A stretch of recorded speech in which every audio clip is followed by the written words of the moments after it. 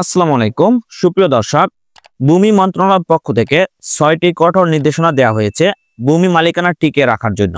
সুপ্রিয় দর্শক, ভূমি মালিকদের জন্য দারুণ সুখবর, কেননা জমির মালিকানা টিকিয়ে রাখার জন্য ভূমি মন্ত্রণালয়ের পক্ষ থেকে ৬টি কঠোর নির্দেশনা দেওয়া হয়েছে। মালিকানা টিকিয়ে রাখতে ভূমি মালিকদের জন্য ৬টি কঠোর নির্দেশনা দেওয়া হয়েছে ভূমি মন্ত্রণালয়ের পক্ষ থেকে। সুপ্রিয় ভূমি মালিকগণ, জেনে রাখা উচিত যে ভূমি সংক্রান্ত সকল বিষয় তথ্য, কেননা যে সকল নাগরিকদের জমি জমা রয়েছে তাদের অবশ্যই জমি সংক্রান্ত বিষয়ে খুঁটিনাটি তথ্য জেনে রাখা উচিত। দেশব্যাপী চলমান ডিজিটাল ভূমি জরিপ কার্যক্রমের অংশ হিসেবে সরকার ঘোষণা করেছে যে পাকিস্তান আমলের এসএ, ব্রিটিশ আমলের সিএস এবং বাংলাদেশ আমলের বিআরএস সিটি জরিপ সহ সব পুরনো রেকর্ডও খতিয়ান বাতিল হয়ে যাবে। এসব রেকর্ড আর মালিকানা প্রমাণ বা মামলা মোকদ্দমার ভিত্তি হিসেবে গ্রহণযোগ্য হবে না। ভূমি মন্ত্রণালয় জানিয়েছে, ডিজিটাল জরিপ সম্পূর্ণ হলে ভবিষ্যতে আর কখনো নতুন জরিপের প্রয়োজন হবে না। সব তথ্য অনলাইনে সংরক্ষিত থাকবে এবং দলিল রেজিস্ট্রির সঙ্গে সঙ্গে মালিকের নামে স্বয়ংক্রিয়ভাবে রেকর্ড হালনাগাদ হবে। এই পরিবর্তিত ব্যবস্থায় জমির মালিকানা ধরে রাখতে বা নতুন মালিকানা অর্জন করতে ভূমি মালিকদের জন্য ৬টি কঠোর নির্দেশনা জারি করা হয়েছে। ১ নম্বর, মাঠ পর্যায়ে দখল নিশ্চিত করে ডিজিটাল রেকর্ডের নাম অন্তর্ভুক্তি।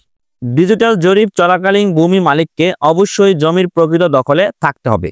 দখল যাচাইয়ের সময় জমির মালিকের উপস্থিতি বাধ্যতামূলক। ভুল বা অনুপস্থিতির কারণে রেকর্ডের নাম অন্তর্ভুক্ত নাও হতে পারে। তাই যে সকল নাগরিকদের জমি রয়েছে তারা অবশ্যই ভূমি মালিকদের প্রকৃত দখলে থাকতে হবে। যে জমিটি আপনার রয়েছে সেই জমিটি অবশ্যই আপনার দখলে থাকতে হবে, তাহলে আপনি রেকর্ডের সময় আপনার নাম অন্তর্ভুক্ত করতে পারবেন। আশা করি বুঝতে পারছেন। ২ নম্বর, নির্ভুল ও বৈধ দলিল ছাড়া মালিকানা স্বীকৃতি নয়। অবশ্যই নির্ভুল এবং সঠিক দলিল থাকতে হবে, তাহলে আপনি সেই জমিটির মালিক থাকবেন। দলিল অবশ্যই রেজিস্ট্রেশনকৃত ও ভুলবিহীন হতে হবে। সঠিক দলিল থাকতে হবে এবং দলিলটি ভূমি অফিসের বা রেজিস্ট্রার অফিসের সিল স্বাক্ষর থাকতে হবে। আপনার জমির দলিলটি যে সঠিক বা অরিজিনাল, অবশ্যই সেই প্রয়োজনীয় কাগজপত্র সাথে রাখতে হবে। পিঠ দলিল বা বায়া দলিল বা সাবকবলা বা হেবা বা বিক্রয় দলিল, যে কোনো দলিলই হোক না কেন অবশ্যই আপনার কাছে রাখতে হবে। সকল দলিলের দাগ নম্বর, পরিমাণ, মালিক, দাতা, গ্রহীতার নাম এবং তফসিল সম্পূর্ণ সঠিক থাকা আবশ্যক। ভুল দলিলের ভিত্তিতে কোনো মালিকানার স্বীকৃতি হবে না। তার মানে অবশ্যই আপনার সঠিক মালিকানার ভিত্তিতে দলিল সহ সকল প্রয়োজনীয় কাগজপত্র সাথে রাখতে হবে। ৩, নতুন মালিকদের জন্য দ্রুত রেকর্ড তৈরি ৩ থেকে ৫ মাসের মধ্যে সমন্বয়। সম্প্রতি জমি কেনাবেচার ক্ষেত্রে ৩ থেকে ৫ মাসের মধ্যে রেকর্ড সংশোধন বা নতুন রেকর্ড তৈরি না হলেও জরিপ প্রক্রিয়ায় মালিক নিজের তথ্য অন্তর্ভুক্ত করতে পারবেন, তবে এর বেশি দেরি হলে মালিকানা প্রমাণ কঠিন হবে। ৪, দীর্ঘদিন রেকর্ড সংশোধন না করা মালিকদের জন্য যুক্তিসঙ্গত ব্যাখ্যা বাধ্যতামূলক। যারা বহু বছর ধরে কেবল দলিলের উপর নির্ভর করে মালিকানা দাবি করেছেন কিন্তু রেকর্ড সংশোধন করেননি, তাদের বৈধ কারণ প্রস্তুত রাখতে হবে। ব্যাখ্যা গ্রহণযোগ্য না হলে রেকর্ডের নাম অন্তর্ভুক্ত করা হবে না। ৫ নম্বর, উত্তরাধিকার সম্পত্তিতে বন্টন দলিলেও সকল ওয়ারিশের সম্মতি বাধ্যতামূলক।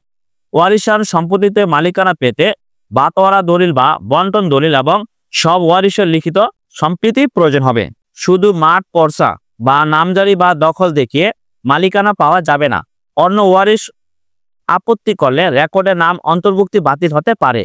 ৬ নম্বর, খাজনা বকেয়া থাকলে মালিকানা স্বীকৃতি হবে না। দীর্ঘদিন খাজনা পরিশোধ না করলে মালিকানা বাতিল হবে।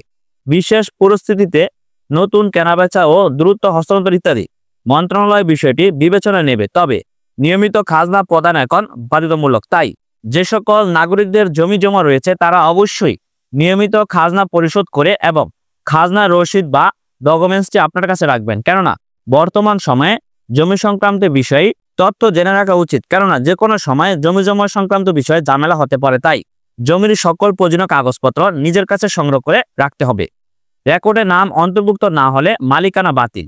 ভূমি মন্ত্রণালয় স্পষ্ট জানিয়েছে, যদি কেউ সর্বশেষ ডিজিটাল রেকর্ডে নিজের নাম অন্তর্ভুক্ত করতে ব্যর্থ হন তবে তার জমি খাস খতিয়ানে অন্তর্ভুক্ত হতে পারে, অর্থাৎ পুরনো রেকর্ড আর কোনো মূল্য রাখবে না এবং মালিকানা চূড়ান্তভাবে নির্ধারিত হবে শুধুমাত্র ডিজিটাল রেকর্ডের ভিত্তিতে। একাধিক দাবি থাকলে আদালতের নির্দেশে চূড়ান্ত।